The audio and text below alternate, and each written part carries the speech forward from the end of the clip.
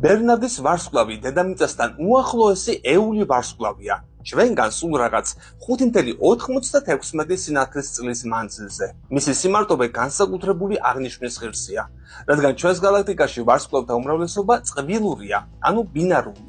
ის 1916 წელს აღმოაჩინეს და მას შემდეგ ასტრონომები გამალებით ეძებენ მის გარშემო პლანეტებს. ბერნარდის ვარსკვლავთან პლანეტების არსებობის ნიშნები ადრეც შენიშნეს. თუმცა ამჯერად მათი არსებობა საბოლოოდ დადასტურდა. ერთი კანდიდატი პლანეტის აღმოჩენის შესახებ ასტრონომებმა შარშან ოქტომბერში გვამცნეს. ამჯერად ჩიკაგოს უნივერსიტეტის ჯგუფმა რიტვიკ ბასანტის ხელმძღვანელობით დაადასტურა არა მხოლოდ მისი, არამედ კიდევ 3 სხვა პლანეტის არსებობა. ეს აღმოჩენა იმითაც არის კიდევ უფრო განსაკუთრებული, რომ სისტემის 4-ვე ეგზოპლანეტა დედამიწაზე პატარაა.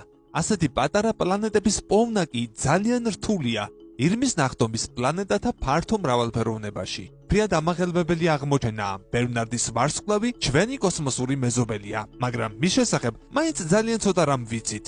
მის შესწავლაში ახალი ინსტრუმენტები გვეხმარება, ამბობს ბასანტი. ბერნარდის ვარსკვლავი ოფიციალურად GJ699 ეგზოპლანეტებზე მონადირეთათვის რამდენიმე მიზეზის გამოა საინტერესო.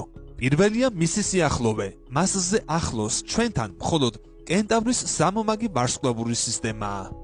ამას გარდა ბერნარდის ვარსკვლავი ჩვენი მზესავით ეული ვარსკვლავია. არის წითელი ჯუჯა, ვარსკვლავის ყველაზე გავრცელებული ტიპი ჩვენს გალაქტიკაში. მისმა შესწავლამ ბევრი რამ უნდა გვითხრას ჩვენი გალაქტიკური სამეზობლოსა და იქ არსებული პლანეტების შესახებ, ეულ ვარსკვლავთა გარშემო პლანეტური სისტემების შესახებ და ასევე წითელი ჯუჯების გარშემო პლანეტური სისტემისა და მათი სიცოცხლის უნარიანობის საკითხზე.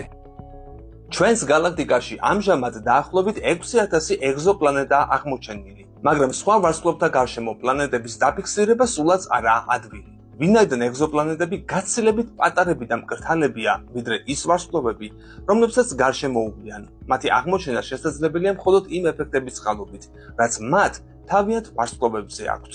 ბერნარდის ვარსკვლავის შემთხვევაში არ არსებობს ორბიტული ტრანზიტისათვის შესაბამისი ჩაბმნელებები. შანშან გაკეთებული აღმოჩენა რადიალურ სიჩქარეს ეფუძნებოდა, რაც იმაზე მიუთითებს, რომ ეგზოპლანეტური ორბიტული სიბრტყე ისეა ორიენტირებული, რომ ჩვენგან არ ჩანს.